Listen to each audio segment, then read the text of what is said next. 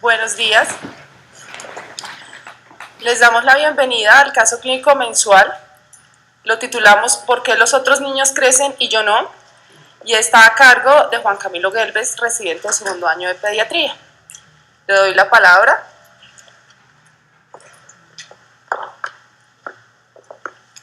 Bueno, buenos días a todos. Vamos a empezar con el caso mensual del mes de octubre. Yo hablo un poco rápido, así que para mis compañeros, si hablo un poco rápido me hacen señales. Y algo que me enseñó un profesor a decir es que pues por cuestiones religiosas yo no respondo preguntas los miércoles, pero tenemos un interno especial en genética que le pueden hacer todas las preguntas que quieran. Ni la doctora ni yo tenemos ningún conflicto de interés, pero si bien toca recalcar que la recolección de los datos de la historia clínica fueron un poquito complicados, sobre todo de las hospitalizaciones que no fueron en la Fundación Cardioinfantil y de la historia clínica del sistema anterior, donde a pesar de que no la entregaron en medios físicos, habían unos huecos en esta historia, pero digamos que tratamos de recopilar la mayoría de información. Es un enfoque desde el punto de vista genético y vamos a hacer unos puntos clave, sobre todo en los diagnósticos diferenciales que se tuvieron en el paciente, y al final de todo pues vamos a hacer unos puntos claves de la patología final. Se trata de un paciente de sexo masculino, de edad de 10 años, él es procedente de Samacá, Boyacá. De manera extrainstitucional, en agosto del 2012, a los 2 años y medio, se le detectó un retraso pontoestatural con deformidades en extremidades. Se iniciaron estudios y se le diagnosticó un raquitismo hipofosfatémico, en el cual se le iniciaron soluciones de ortofosfatos y de calcitriol. En septiembre del 2012, la mamá refiere un aumento del perímetro abdominal sin otra sintomatología, por lo cual en octubre del 2012 es hospitalizado para los estudios. Cuando nos llega a nosotros a la Fundación Cardioinfantil con esos estudios de esta hospitalización, pues tenía una biopsia hepática que mostraba leve actividad necroinflamatoria y cambios de fibrosis en fase cirrótica y esplenomegalia como el único hallazgo de signos de hipertensión portal. Además, el paciente tenía una tubulopatía en estudio con una alta sospecha de cistinosis, y con estos diagnósticos llegó a la fundación. En este orden de ideas y ante la incertidumbre que teníamos del diagnóstico de este paciente, fue llevado a una biopsia renal, que lo que toca recalcar primero es que tenía poca representación glomerular, y lo que mostró fue una nefritis intersticial del 5%, y se concluyó la biopsia que tenía depósitos de complejos inmunes subepiteliales con un patrón membrano proliferativo. Tenía un predominio de IgG 3 cruces, pero también teníamos IgA, IgM y complemento, que sugería una nefropatía por complementos inmunes. Este paciente es de la doctora Luz Estela. Desafortunadamente ella ahorita está fuera del país, pero pues simplemente con esta biopsia, frente a la sospecha que teníamos de una tubulopatía o como una patología de depósitos, la biopsia no nos aportó mayor información. Estos cambios de la biopsia pueden ser sugeridos por alguna infección o una enfermedad autoinmune, pero digamos que no nos ayudó o nos direccionó con el posible diagnóstico de este paciente. En conjunto con hepatología se decidió iniciar estudios, que se descartó la enfermedad de Wilson y se llevó una resonancia magnética de abdomen que mostró lesiones focales en el hígado, LIRADS 3. Esta clasificación la vamos a ver después, pero la LIRADS 3 lo que me quiere decir es que no mostraba ninguna patología de etiología benigna, pero tampoco de etiología maligna. Se decidió simplemente observar. Durante los seguimientos en el 2014, por persistencia de la hipofosfatemia, acidosis metabólica y hipocalemia, se llevó nuevamente estudios de tubulopatía que demostraron una hiperuricusuria, una reabsorción tubular de fósforo disminuida, un FEC aumentado, sin hipomagnesiuria y sin hipercalciuria. Se llegó el diagnóstico de una tubulopatía de Fanconi de etiología determinada, y además por una proteinuria leve que tenía el paciente se inició la nefroprotección.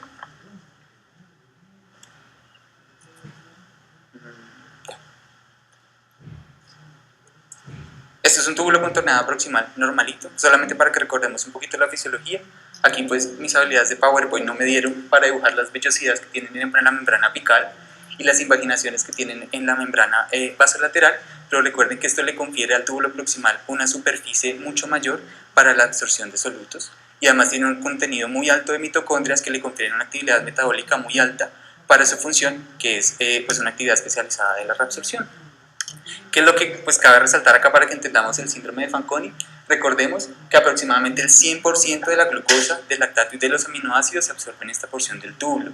Cuando hablamos de aminoácidos y de proteínas de bajo peso molecular, no solamente estamos hablando del albúmino, estamos hablando pues también de las proteínas de la unión al retinoide, de la vitamina D, de la transferrina, de las apolipoproteínas, de la alfa-1 o la beta-1 microalbúmina. También recuerden que se reabsorbe el 90% del bicarbonato, el 70% del fosfato, el 65% del sodio y del agua, el 55% del cloro y del potasio y un 30% del magnesio. ¿Qué es entonces el síndrome de Fanconi? Pues recuerden que lo que se caracteriza pues es una disfunción generalizada en el túbulo proximal, pues que determina una expresión urinaria alta tanto de sodio como de potasio, como de fosfato, como de bicarbonato, como de glucosa y como de aminoácidos, pero pues reconociendo que no todos los sistemas de transporte tienen que estar afectados y que también existen los Faconis incompletos, en los que inicialmente pueden tener unas manifestaciones, pero que van apareciendo nuevas diferentes a medida que progresa la enfermedad. ¿Qué es de recalcar del síndrome de Fanconi? Que a pesar de que es una patogénesis que es común y que es muy simple, que es la afectación en este nivel del túbulo, pues las diferentes etiologías llevan a mecanismos bioquímicos que son muy diferentes. ¿En qué se traduce el síndrome de Fanconi? Pues está en poliuria, en acidosis hiperclorémica, en deshidratación, en glucosuria, en hipofosfatemia y en falla del medro. ¿Cuál es la presentación más común? Pues una acidosis tubular con una acidosis metabólica hiperclorémica, con hipofosfatemia y un raquitismo que es resistente a la vitamina D. En esto no me voy a tener mucho ahorita, pero más tarde vamos a hablar de la hipofosfatemia y de la falla del medro, de cómo se produce en esta tubulopatía. Pues porque no me pareció justo responder la pregunta del caso clínico en la 9ª diapositiva. La etiología del síndrome de Fanconi entonces tiene un patrón hereditario que son las primarias, los secundarios en donde están todas las alteraciones innatas del metabolismo y las adquiridas donde es producida por metales pesados, por algunos medicamentos, por algunos tóxicos mitocondriales como los antirretrovirales, como hay algunas hierbas chinas y como las proteinurias como el mieloma múltiple, que es una causa muy importante en los adultos. En la secundaria, yo antes de pensar en la galactosemia, en la tirosinemia, en una enfermedad de Wilson, tengo que tener en cuenta que la cistinosis es responsable del 70% de los Fanconi secundarios en la edad pediátrica. ¿Qué es la cistinosis? Pues la cistinosis es una enfermedad de depósito lisosomal. Recordemos que normalmente los lisosomas están encargados de la proteólisis, de la degradación de los aminoácidos y el transporte de los mismos. Transporta la cistina, que en el citosol se reduce a cistina, y la cistina se va a producir junto con el glutatión y con la glulicina, junto al glutamato y la glulicina, va a producir el glutatión. El glutatión pues es la defensa que tenemos, que tienen las células para las especies reactivas de oxígeno, y también a nivel mitocondrial pues el glutatión tiene una función muy importante pues en la cadena de fosforilación oxidativa. ¿Qué pasa en la cistinosis? Pues tenemos una acumulación de cisteína que vamos a tener nosotros, son unos lisosomas grandes, engordados, perinucleares, que como tal pues van a afectar tanto la endocitosis como la proteólisis, y va a haber acumulación de cisteína, es decir, que no va a haber formación de glutatión. Entonces son células que van a estar a mucho mayor riesgo de estrés oxidativo, y a nivel mitocondrial pues va a haber una alteración de la cascada de fosforilación oxidativa. ¿Eso qué quiere decir? Que no va a haber ATP. Esto es una célula del túbulo contorneado proximal. Sin el ATP no va a funcionar los receptores de sodio, potasio, ATPasa, y como tal pues va a haber una alteración, por ejemplo, en la absorción de sodio. ¿Qué más se ha visto en la cistinosis? Que además tiene unos mecanismos de activación nuclear que activan la autofagia. La autofagia en estas células se traduce después en atrofia y posteriormente en apoptosis de las mismas células a nivel tubular renal. Entonces este es un túbulo contorneado, pues este es un glomérulo y el túbulo contorneado proximal. En la cistinosis, ¿qué es lo que vemos? Recuerden que hay atrofia y posterior apoptosis, y lo que empieza a haber es un despulimiento de las células del túbulo proximal. Tiene una predilección por la parte más proximal de la cápsula de Bowman, y miren que empieza a haber un reemplazo del epitelio por el epitelio plano que hay en la cápsula de Bowman. Esta predilección, que inicia de la parte más proximal, digamos hacia la parte más distal, produce este patrón que es el cuello de cisne, que es un hallazgo típico de la cistinosis. Volviendo a nuestro caso, pues efectivamente ante la sospecha de Fanconi, al paciente se le hizo 2 estudios de cistinosis.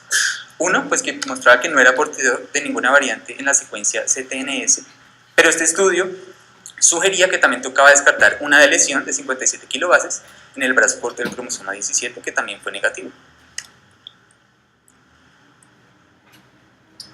5 meses después, esto fue extrainstitucional, el paciente presenta un episodio de parálisis flácida asociado a un potasio sérico en 1.8, se empezó la reposición y se iniciaron trámites de remisión para la Fundación Cardioinfantil, y pues si bien se manejó la parte aguda, nuevamente se citó con gastroenterología para junta para nuevamente solicitar estudios de función tubular que salieron casi sin cambio respecto a los previos, una nueva valoración por oftalmología para ver si tenía algún depósito compatible con cistinosis y pues se solicitó interconsulta genética para nuevamente estudios de Fanconi secundario. Cuando nos llega a la valoración por genética, pues tenemos los antecedentes patológicos que yo ya mencioné, los antecedentes quirúrgicos, ya tenía una biopsia renal, una biopsia hepática, también se le había hecho una pieloplastia a los 12 meses de vida por una hidronefrosis antenatal y una hemifisiodesis de miembro inferior izquierdo por parte de ortopedia. En este punto el paciente ya estaba en tratamiento con ortofosfatos, con citratos, con el anapril, con vitamina D3, con carbonato de calcio, con calcitrol y con vitamina K. El esquema de inmunización estaba completo y respecto a los antecedentes perinatales, él es el producto de una segunda gestación y una madre de 26 años, con controles prenatales completos y un estudio de Storch que fue negativo, una cesárea que fue poliiterativa pero con un peso y talla adecuados y un egreso conjunto con la madre. Respecto a los antecedentes familiares, la madre tenía 36 años, el padre 34 y un hermano mayor de 14 años, todos sanos, y una abuela con un antecedente único de hipertensión arterial. Los padres no refirieron ni consanguinidad, ni no compartían apellidos y también eran de diferentes lugares de procedencia. Como esta es una revisión de genética, pues vamos a revisar un poco la consanguinidad, porque es importante preguntar la consanguinidad en la consulta externa. Una cosa que nos toca diferenciar es el término de endogamia, que es el matrimonio entre personas de una tribu o de una comunidad muy cercana, y cuando hablamos de un incesto ya hablamos de prácticas de relaciones sexuales entre pacientes con consanguinidad de primer grado. ¿Cuál es la importancia de la consanguinidad? Los antropólogos dicen que un 80% de todos los matrimonios a lo largo de la historia ha sido por consanguinidad, y en este momento los matrimonios por consanguinidad y sus descendientes representan aproximadamente un 10.4% de toda la población. ¿Qué es importante tener en cuenta? Pues poblaciones como Asia o como África, donde pues generalmente la consanguinidad pues conlleva a beneficios sociales y beneficios económicos, y todas las culturas donde hay una herencia patrilineal, es decir, que todos los beneficios económicos se le dan al varón, pues para las mujeres pues es muy favorable pues seguir con la endogamia.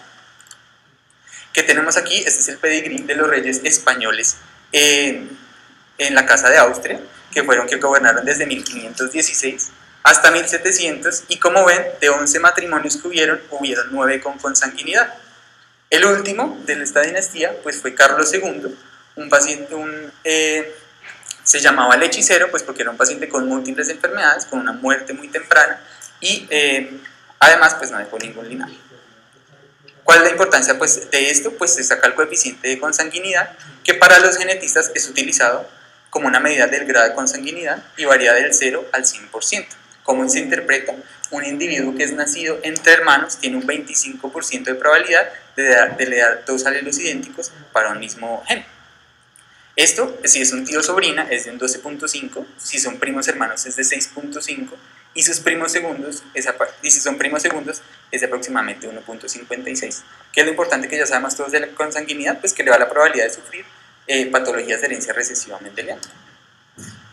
Volviendo con nuestro paciente al examen físico por genética, pues era normocéfalo, con una frente estrecha, unas cejas pobladas, unas fisuras horizontales, unos oídos normoimplantados y normoconfigurados, un dorsal nasal elevado, unas narinas antevertidas, un filtro prominente, un mentón hendido y un paladar alto, con un hígado que se palpaba 1 centímetro por debajo del reborde costal, y en las extremidades estaban simétricas, pero había un acortamiento a expensa de la porción proximal de las extremidades, o sea, un acortamiento rizomélico de las 4 extremidades, un geno varo bilateral, un pie plano y una clinodactina en el quinto dedo de ambas manos, y el examen neurológico era completamente normal.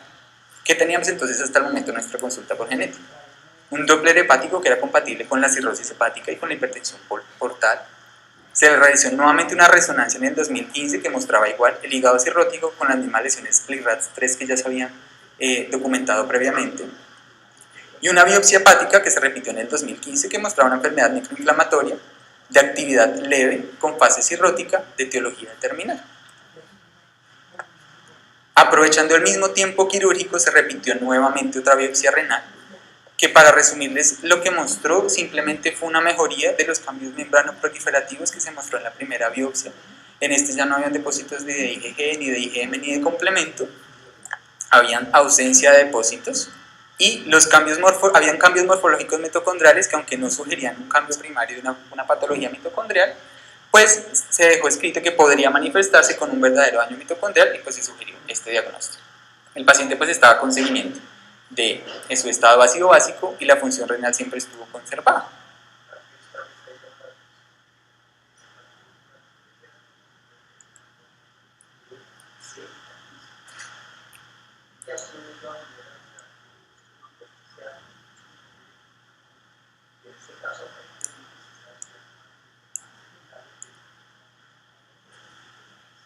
Perfecto. Gracias. Respecto a los estudios de la densidad mineral ósea, tenía un fósforo de 7.7 con un previo reportado extrainstitucional de 2.4 antes de iniciar tratamiento, un calcio en 1.22, una fosfatasa alcalina que estaba normal, una PTH elevada, pero una previa muchísimo más elevada en 558, una vitamina D que estaba en el límite inferior bajo, el límite normal es hasta 30, y una estudiocitometría que mostraba una osteopenia. ¿Qué problemas tenemos entonces en este paciente? Desde el punto de vista gastrointestinal tenemos una cirrosis hepática criptogénica, una hipertensión portal y una gastritis crónica antral. A nivel renal un síndrome de Fanconi de causa no clara y al momento que nos llegó por genética todavía una sospecha de cistinosis. Y a nivel metabólico una displasia esquelética secundaria al raquitismo hipofosfatémico y un hiperparatiroidismo. Estos estudios de cistinosis yo ya los mencioné, pero hubo una parte de este estudio que nos favoreció, que nos dio un dato muy importante. Entonces yo vuelvo al dato de la consanguinidad nuevamente. Esta es una gráfica de heterocigosidad en un modelo infinito de alelos. ¿Qué quiere decir eso? En este lado está la heterocigosidad. La heterocigosidad pues, es la medida de la variación genética en una población respecto a un locus. Y en este eje está la población. Entre la población sea más pequeña y más se acerca al cero, los pacientes van a ser más homocigotos y van a ser más monomórficos. Si la población aumenta, va a haber más heterocigosidad y va a haber mucha más segregación de alelos en cada locus. ¿Qué nos reportó la secuencia del CTN? Que a pesar de que no era un portador, había hallazgos de heterocigosis y de homocigosis. O sea, este paciente tenía una pérdida de la heterocigosidad que sugería que había algún grado de consanguinidad de los padres, pues a pesar de que no estuviera referido, pues que no lo conocieran. Por las conclusiones sugeridas en la biopsia renal, pues se hizo el Mitomed Plus. El Mitomed Plus pues, es un estudio mitocondrial, contiene más o menos 180.000 sondas de oligonucleótidos que estudian tanto los genes mitocondriales como los nucleares implicados en la síntesis de los procesos mitocondriales. Tiene aproximadamente 3.200 oligonucleótidos pues, que cubren todo el genoma y 1.600 genes nucleares pues, que están implicados tanto en la transcripción del ADN mitocondrial como pues de los procesos de la síntesis de la urea, de algunos aminoácidos y de algunos lípidos. Detecta de lesiones y duplicaciones nucleares tan pequeñas como 200 pares de bases y de lesiones del DNA mitocondrial mayores a 200 pares de bases. El estudio fue negativo en el paciente y no se detectaron anormalidades en el número de copias. ¿Qué más tenemos en este paciente? Una alfa-1 antitripsina que es normal, se descartó una hepatitis autoinmune, una cromatografía cualitativa de aminoácidos en plasma que fue normal, pero en orina se veían bandas de glicina serina, ácido glutámico glutamina, tirosina y la nitisinol-maltol. También tenía ácido aminolebulínico en orina elevado. Posteriormente en el seguimiento por genética pues, se solicitó un ácido láctico que estaba normal, pero los ácidos orgánicos en orina mostraron una 4-hidroxifenil lactato elevada, un 4-hidroxifenil piruvato elevada y una succinilacetona elevadas. Con estos hallazgos sugerían pues, una deficiencia de la fumarila cetoacetato hidroxilasa, es decir, una tirosinemia tipo 1. ¿Cómo se complementaron esos estudios? Pues se pidió una tirosina en sangre que estaba elevada y pues posteriormente ya con el diagnóstico de una tirosinemia tipo 1 pues se pidió la secuencia completa del gen de la fumarila cetoacetato hidroxilasa que identificó una variante que es un reemplazo de una alanina por una treonina en el aminoácido número 203. ¿Cómo se consideró esto? Pues esto sí que se consideró como una variable catalogada como no significativa, es decir, que esta mutación no ha sido documentada ni en pacientes con la enfermedad ni en pacientes sanos. Pues, ¿cuál es la recomendación con estos hallazgos? Pues correlacionar con los hallazgos clínicos y bioquímicos del paciente pues, para saber si se trata de una tirosinemia o no. El paciente cursaba con una tirosinemia y ya con este diagnóstico nuevamente fue valorado por hepatología, quien solicitó pedir nuevamente paraclínicos de control y nuevamente una resonancia abdominal. ¿Qué es lo que les quiero mostrar de la resonancia? Si es que se ve. Entonces, tenemos cambios de cirrosis dados por disminución de los lóbulos hepáticos derechos, con hipertrofia de los lóbulos izquierdos y además con hipertrofia del lóbulo caudado, que es un hallazgo muy común en la cirrosis hepática. ¿Qué más es lo que hay? Pues hay irregularidades de los bordes que son lobulados y hay una intensidad que es heterogénea, que todo es compatible con la cirrosis hepática. En este corte que es coronal, lo que les quiero mostrar es la esplenomegalia. Es un vaso que mide 140 centímetros y pues es el único hallazgo que tiene este paciente de hipertensión portal. Las lesiones que ya se habían documentado eran BIRATS 3, pero en esta resonancia salió una nueva lesión. Es una observación focal de 9 milímetros en el lóbulo 4A hepático, es redondeada y de bordes definidos. Esto es un T2, esto es un T1, es una resonancia magnética con contraste, que en la fase arterial, miren cómo se vuelve hiperintensa, en la fase de equilibrio se lava el medio de contraste, y luego en la fase tardía se genera un halo encapsulado que es hiperintenso, y ya vamos a ver qué importancia tiene eso. La clasificación del IRAS de los que tanto les he hablado es una lectura sistemática que ayuda a que los médicos clínicos y los radiólogos hablemos el mismo lenguaje respecto a las lesiones del hígado en pacientes con cirrosis hepática y con riesgo de carcinoma hepatocelular. Tenemos un LIRADS 1, que es una lesión definitivamente benigna, y un LIRADS 5, que es definitivamente un carcinoma hepatocelular. ¿Qué teníamos en nuestro paciente? Que en su fase arterial tenía una lesión hiperintensa, que era de 9 milímetros, entonces está en esta tabla. Y de estos tres criterios, tuvo un lavado en la fase de equilibrio y se veía una cápsula en la fase tardía, que es lo que cumplía entonces 4 criterios de 3, y eso lo catalogaba como una lesión LIRADS 4. En este orden, pues las lesiones LIRADS 4, me vuelvo a esta diapositiva, recuerden que es probablemente un carcinoma hepatocelular, no es 100% conclusiva, pero sí es sugiriente, y en este orden de ideas al paciente se le volvió a realizar una biopsia hepática. ¿Cuál fue el problema de esta biopsia hepática? Que las lesiones que se biopsiaron fueron las LIRADS tipo 3, porque por localización anatómica fue imposible llegar a esta nueva lesión que les acabo de mostrar. Sin embargo, pues por ser altamente sugestiva y por estos controles de alfa-fetoproteína, que curiosamente exactamente en un año aumentaron de 74.5 a 631, se consideró que el paciente tenía un alto riesgo de carcinoma hepatocelular y el paciente fue llevado a trasplante hepático el 19 de diciembre del 2016. Posterior a esto, digamos, complicaciones propias del trasplante. Pero pues vamos a hablar ya de la revisión del tema. Puntos claves. La tirosinemia es un grupo de enfermedades multiorgánicas con cuadros clínicos variables. Se caracteriza por la acumulación de tirosina y sus derivados dependiendo pues, de qué tipo de tirosina sea. La tirosinemia tipo 1 o tirosina hepatorrenal es la más común y la más severa y tiene un patrón de herencia autosómico recesivo. Tiene una incidencia aproximadamente 1 en 100.000 nacimientos, pero está el efecto fundador que es muy importante. Esto se ha visto sobre todo en Quebec, que es la formación de nuevas poblaciones de individuos a partir de un grupo muy pequeño de estos, o sea, pues hay poca variabilidad. Y en estas poblaciones, sobre todo en Quebec, se ha visto que hay un portador por cada 20 a 25 personas, y la frecuencia de tirosinemia es 1 por 1800 casos.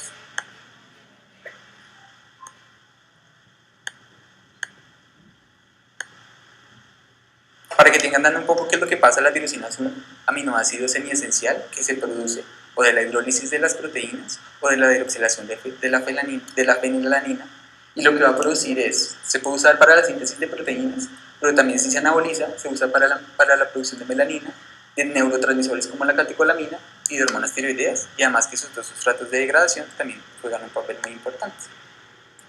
La degradación de la tirosina tiene 5 pasos. Primero hay una transaminación a 4-hidroxifenilpiruvato. Luego sucede una descarboxilación a ácido homogenístico. Y luego lo que hay es una incisión de un anillo aromático que lo que produce es el ácido maleico acético. Acá pues como cuña, recuerden que el déficit del ácido homogenístico oxidasa es lo que produce la captonuria. Después, ¿qué ocurre? Hay una isomerización de cis a trans, ácido fumaril acético, y el último paso es la producción de ácido fumárico y de ácido acetoacético. El ácido fumárico o el acetoacetato, se recuerda en la bioquímica, hace parte del ciclo de Krebs. Y el ácido acético pues, se puede usar para la síntesis de lípidos, pero también para la producción de energía a partir de acetilcoenzima A. Otra sustancia que no se produce con mayor cantidad es el ácido succinilacetoacético, que se degrada a succinilacetona. ¿Cuál es la importancia de este? Es un inhibidor muy potente de la porfobilinógeno sintasa, es decir, que altera la ruta de la biosíntesis del grupo M. Entonces, ¿qué es la tirosinemia tipo 1? Es el déficit de la última enzima de la cadena de la degradación de la tirosina, es decir, de la fumaril perdón, fumaril acetoacético hidroxilasa. ¿Esto en qué se traduce? En dos procesos bioquímicos muy importantes. Uno, hay acumulación de succinilacetoacetona. La succinilacetoacetona tiene una similitud molecular con el ácido maleico.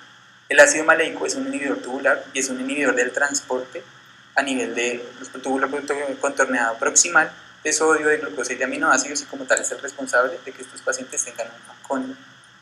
¿Qué es lo otro que sale, que aparece? Pues por esto que les expliqué, hay una acumulación de ácido deltaminolevolínico. Estos pacientes presentan síntomas similares a la porfiria, neuropatía tipo light y también las crisis de dolor abdominal.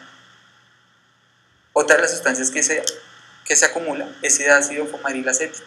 Este se ha visto que es citotóxico tanto para el hígado como para el riñón, pero este tiene una importancia también muy importante, y es que genera inestabilidad cromosómica y es el encargado de que estos pacientes puedan progresar carcinoma hepatocelular.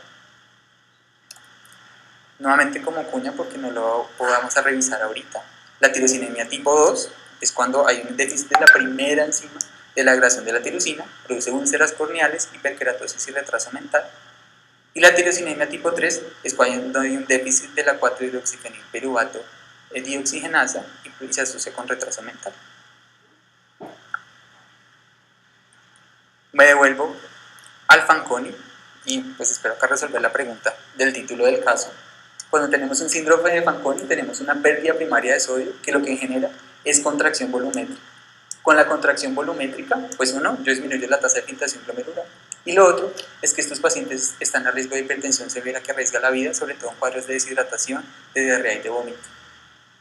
Cuando yo tengo la pérdida de los solutos orgánicos, pues yo lo que va a generar es una diuresis osmótica. ¿Por qué? Porque estos solutos no se reabsorben en ninguna otra parte del túbulo. ¿Eso cómo se manifiesta?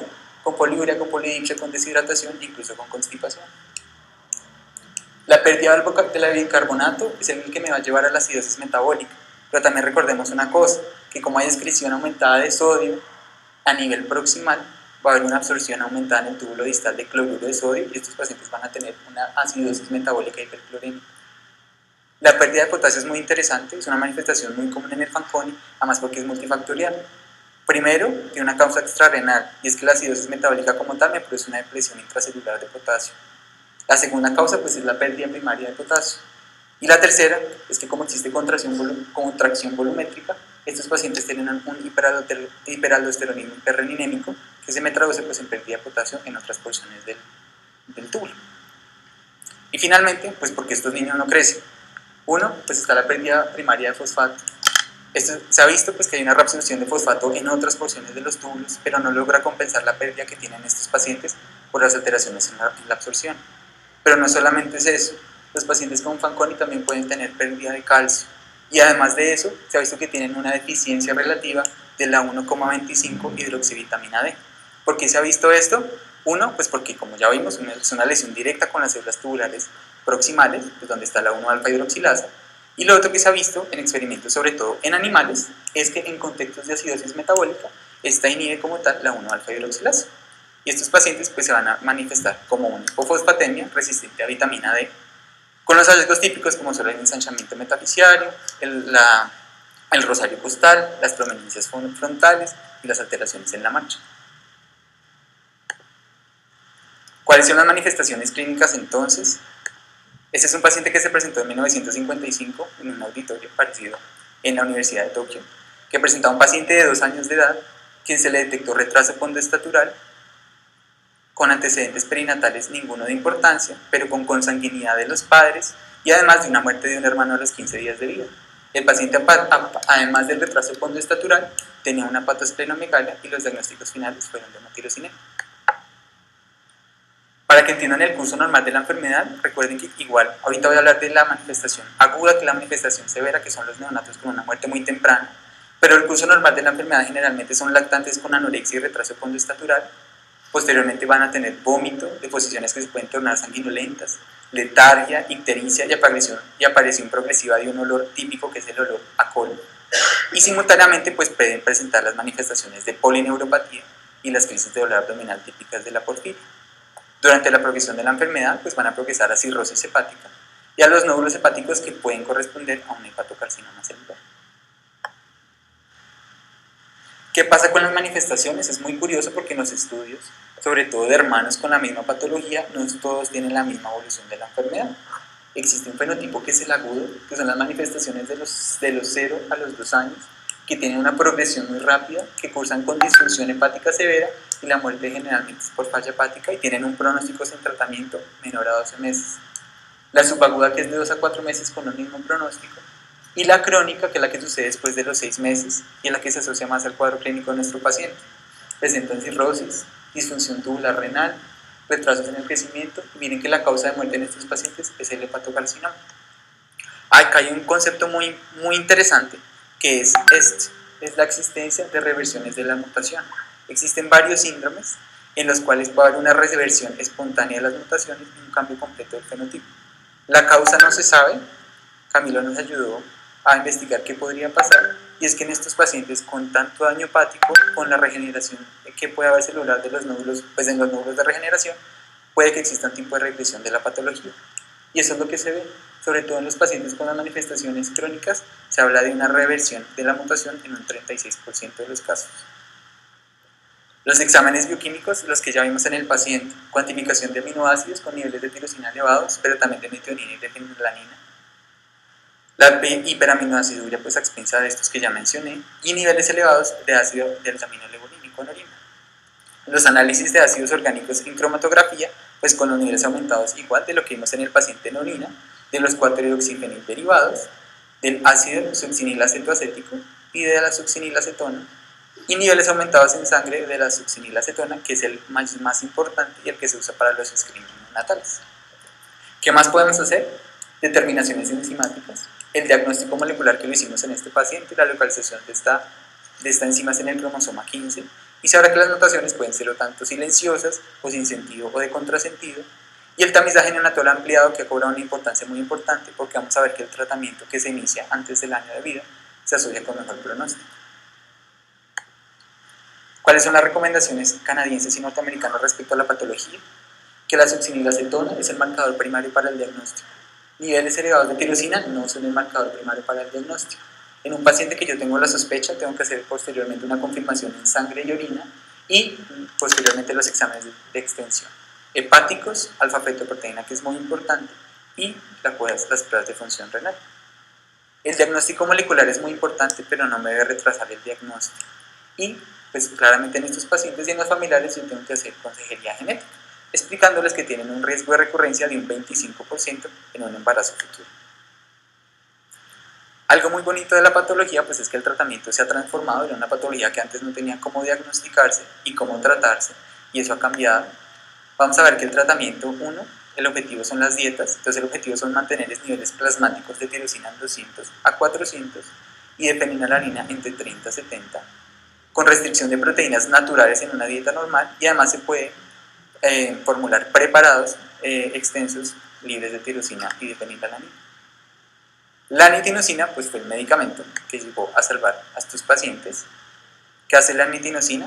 Actúa a este nivel y nivela 4-hidroxipiruvato dioxidasa.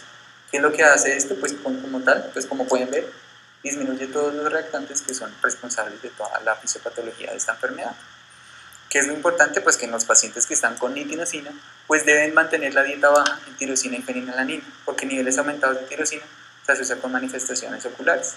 Y se recuerda en una diapositiva previa, a este nivel es donde se produce la tirosinemia tipo 3 y estos pacientes se asocian con retardo mental.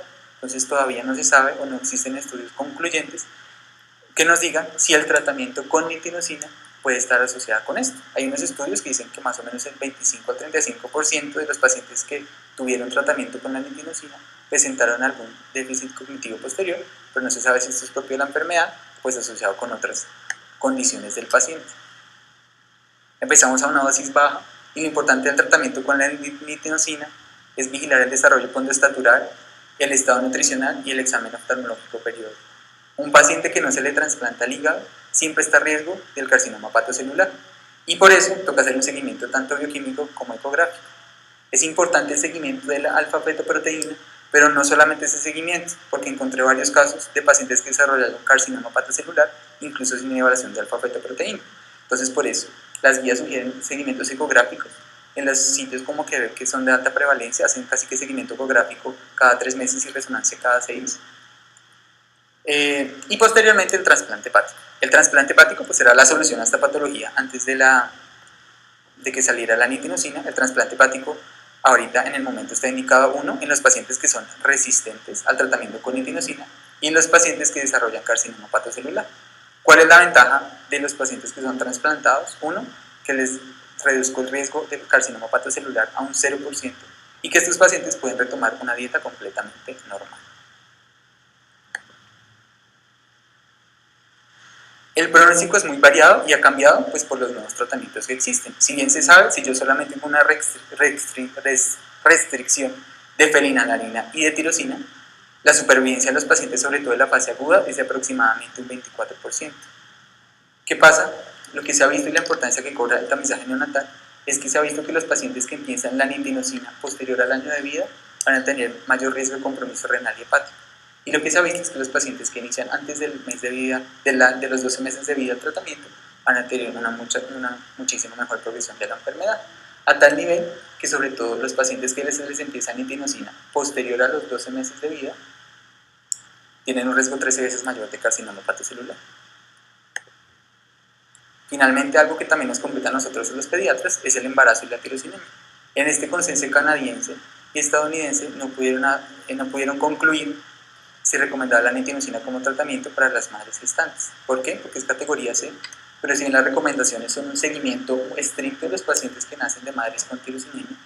¿Esto por qué? Porque se ha visto que estos niños tienen niveles mayores a 500 de tirosina cuando nacen, pero niveles de acetonas normales. Y la lactancia materna está contraindicada para estos pacientes. ¿Listo? Espero que no se les olvide, que les quede algo de esta charla. Muchas gracias.